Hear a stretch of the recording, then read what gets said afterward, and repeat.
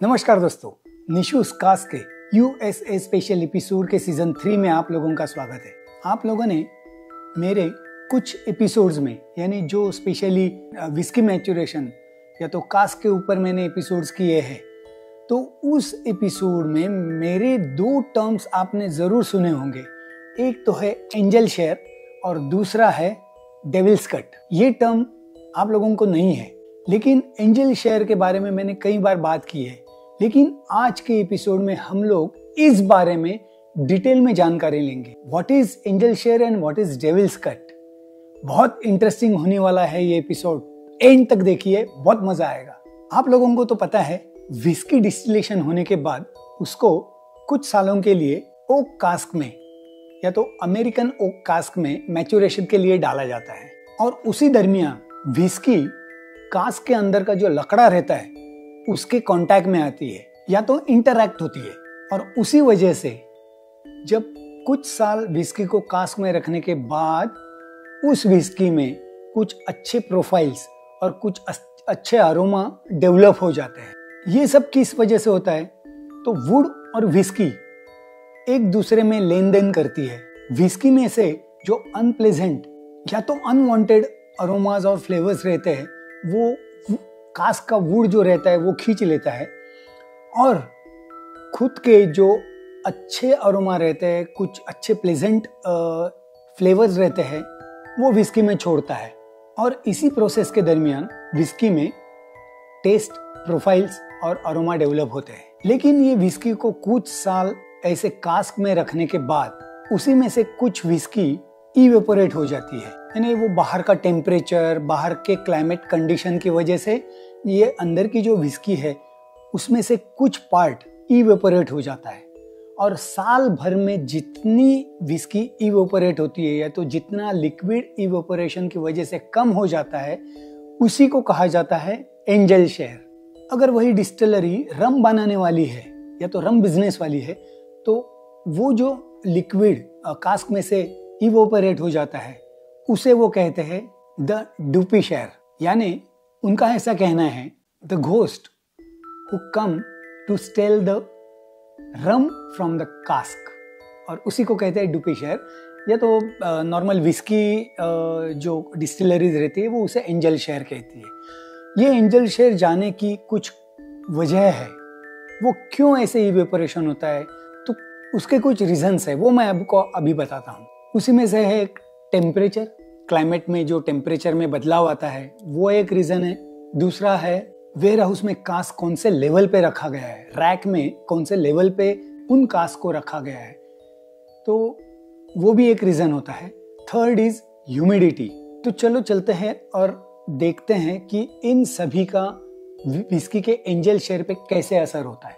जब उस एरिया का जहां डिस्टिलरी है उस एरिया का टेम्परेचर अगर हाई है तो नेचुरली एंजल शेयर ज्यादा रहेगा, यानी इवेपोरेशन ऑफ विस्की या तो अल्कोहल वो ज्यादा रहेगा। और जिस एरिया का टेम्परेचर ठंडा है, यानी फॉर एग्जांपल स्कॉटलैंड, आयरलैंड, तो यहाँ पे जो विस्की का इवेपोरेशन होता है या तो जो लिक्विड इवेपोरेट होता है, दैट इज एक साल में हार्डली 2%, साल में 2% लिक्विड निकल जाता है। लेकिन यही अगर यूएसए जैसे टेनेसी, जहाँ पे जिस स्टेट में मैं रह रहा हूँ अभी, वो या तो केंटकी, तो ऐसे रीजन्स में जो डिस्टिलरीज है वहाँ टेम्परेचर कई बार ज़्यादा होने की वजह से उसमें से इवेपोरेशन ज़्यादा होता है, दैट इज अप टू 5%।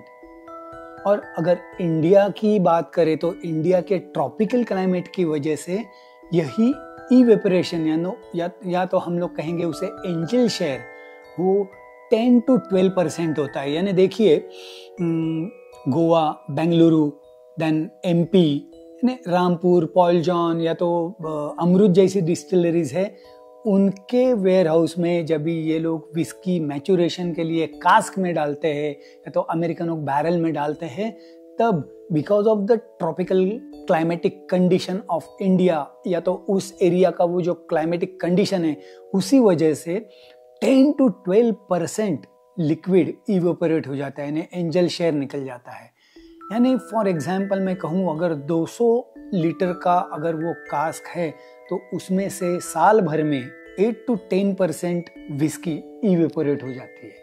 लेकिन उसका एक फायदा है कि अपने यहाँ विस्की मैचुरेशन बहुत फास्ट होता है, यानी अपने यहाँ का 2 या 3 साल का जो कास्क में विस्की रखने के बाद मैचुरेशन मिलता है हमें इंडिया में, वही maturation equivalent to 12 year old whisky of Scotland. हम लोग के यहाँ 2 या 3 साल रखेंगे तो 12 साल के जितनी वो मैच्योर और अच्छे अरोमा और फ्लेवर्स देने लगती है। ये एक बड़ा फायदा है। लेकिन नुकसान यह है कि इवेपोरेशन बहुत ज़्यादा है। इसीलिए आपने देखा होगा कि इंडियन विस्की में कभी भी एज स्टेटमेंट नहीं मिलेगा आपको। और आपने देखा होगा कि 12 साल की जो विस्की है उसकी कॉस्ट और 15 साल, 18 साल, 20 साल और 25 साल की जो विस्की की कॉस्ट है वो ज़्यादा रहती है 12 साल के विस्की के हिसाब से। तो रीज़न ये है कि उसका इवेपोरेशन ज़्यादा है। वैसे ही अगर कास्क को वेयर हाउस में ऊपर के लेवल में अगर रखा है, ये देखिए ये पिक्चर में आपको दिखेगा, नीचे एक लेवल है ग्राउंड, देन बीच में एक लेयर है और एकदम रूफ है, वहाँ पे एक लेयर है। वहाँ के जो कास्क है उसमें से विस्की ज़्यादा इवेपोरेट फास्ट होगी कंपेयर टू बीच वाला और नीचे वाला रैक। तो ये भी एक रीज़न है विस्की इवेपोरेशन होने का, एंजल शेयर निकल जाने का। थर्ड रीज़न है ह्यूमिडिटी। अगर ह्यूमिड क्लाइमेट है तो ह्यूमिड क्लाइमेट में जो इथेनॉल है या तो अल्कोहल है उसका इवेपोरेशन ज़्यादा होगा रादर देन वाटर। और अगर आपका एरिया जहाँ पे विस्की मैचुरेशन के लिए रखी है वो अगर टेम्परेचर उस वहाँ का ज़्यादा होगा तो वाटर इवेपोरेशन ज़्यादा होगा कंपेयर टू अल्कोहल इवेपोरेशन। तो बिकॉज ऑफ दैट अल्कोहल का जो एबीवी है, एबीवी परसेंट नेचुरली टेनेसी या तो केंटकी ये स्टेट्स में वो ज़्यादा लेवल मेंटेन करता है। ये एक बड़ा बेनिफिट है। ये मैं आपको एक एग्जांपल दे रहा हूँ। स्कॉटलैंड की एक विस्की है एब्रेफिल्डी। एब्रेफिल्डी के जो बॉक्सेस हैं इस विस्की के, ये देखिए, एक 12 year old, 16 year old and 21 year old.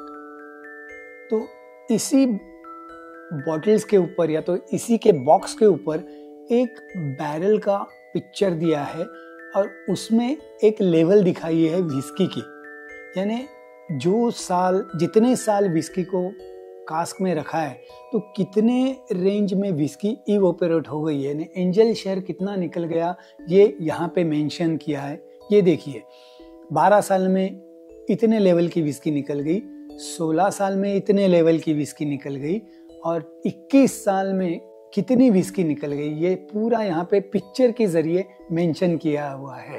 तो that is called angel share. अब कई डिस्टिलरीज में रिसर्च चल रहा है कि इस एंजल शेयर को कैसे बचाया जाए, कैसे बरकरार रखा जाए कि एंजल शेयर न निकले। उसके ऊपर रिसर्च चल रहा है। देखते हैं आगे चल के क्या नया रिजल्ट हमें मिलता है। अब सेकंड टर्म की तरफ चलेंगे, दैट इज डेविल्स कट। ये टर्म काफी लोगों के लिए नहीं है। इवन विस्की बनाने वाली जो डिस्टिलरीज रहती है उनका सिर्फ एंजल शेयर निकल नहीं जाता है, डेविल लके वो उसका शेयर भी ले जाता है। What is devils cut? जब हम कास्क में विस्की को मैचुरेशन के लिए रखते हैं तब अगर कास्क नया है तो वो विस्की एब्जॉर्ब कर लेता है, उसके अंदर का लकड़ा है, उसके जो छिद्र है यानी पोर्सेस है, वो पोर्सेस विस्की को खींच लेते हैं और जितनी विस्की वो खींच लेते हैं उतने अच्छे प्रोफाइल वो विस्की में छोड़ते भी है, उतने अच्छे अरोमा विस्की में आते भी है। लेकिन ये जो लकड़े का विस्की को खींच लेना जो रहता है उसी की वजह से भी विस्की कम हो जाती है। एंड ये जो विस्की कम हो जाती है उसे कहते हैं डेविल्स कट। एंजल शेयर में जो विस्की इवेपोरेट हो जाती है उसे हम वापस ला नहीं सकते, लेकिन डेविल्स कट में जो विस्की लकड़े में एब्जॉर्ब होती है उसको कुछ हद तक हम लोग रिगेन कर सकते हैं। जैसे कि जिम बिम डिस्टिलरी ने एक नया वेरिएंट निकाला उनका, दैट इज, उसका नाम ही है डेविल्स कट। ये वेरिएंट डेवलप करने के लिए उन्होंने जो विस्की कास्क रहता है जो एम्प्टी होने के बाद उसमें थोड़ा पानी डाल के उसको सेंट्रीफ्यूगल फोर्स में घुमा के या तो उसको शेक करके उसमें से जो लकड़े में बची हुई विस्की है, पूरे बैरल के अंदर की तरफ के लकड़े में बची हुई विस्की है, उसको एक्सट्रैक्ट कर लिया है और बाद में उसमें दूसरी बर्बन विस्की को ऐड करके ये एक ब्लेंडेड बढ़िया सा वेरिएंट निकाला है, that is called Devil's Cut. उसको उन्होंने नाम दिया है डेविल्स कट। यानी उस बैरल के अंदर की जो लकड़े ने खींची हुई विस्की है उसको थोड़े बहुत परसेंटेज में रीगेन कर सकते हैं। अगर आपको मैं परसेंटेज बताऊं कि एक बैरल में से कितनी विस्की लकड़ा एब्जॉर्ब करता है, तो that is up to 2 gallon, that is 7.5 litres. यानी एक बैरल में से 7-7.5 लीटर विस्की उसमें लकड़े में एब्जॉर्ब होती है और उसे एक्सट्रैक्ट करके निकाला जाता है और उसी में से बनी है ये बढ़िया सी विस्की जो जिम बीम ने ये अभी वेरिएंट लाया है। ऐसी वाली विस्की में वुड के अरोमा बहुत अच्छे मिलते हैं, देन बहुत कॉम्प्लेक्स विस्की बन जाती है। इसका एबीवी परसेंटेज भी थोड़ा हाई रहता है। इसका रीज़न है कि ये विस्की ज़्यादा देर तक लकड़े के कांटेक्ट में आती है, संपर्क में आती है। यानी देखिए, विस्की लकड़े के साथ और लड़के के साथ ज़्यादा साल तक कांटेक्ट में रहे तो दोनों ही मैच्योर अच्छी हो जाती है। Joke apart. पर दोस्तों मुझे बताइए, ये एंजल शेयर और डेविल्स कट वाला ये एपिसोड, इंफॉर्मेटिव एपिसोड आप लोगों को कैसे लगा? तो ऐसे सब इंफॉर्मेटिव एपिसोड्स देखने के लिए भी निशूज कास्ट को सब्सक्राइब करें, लाइक करें, शेयर करें। Drink moderately, don't drink and drive, drink responsibly, and let's learn how to drink it right with Nishu's Cask. Cheers!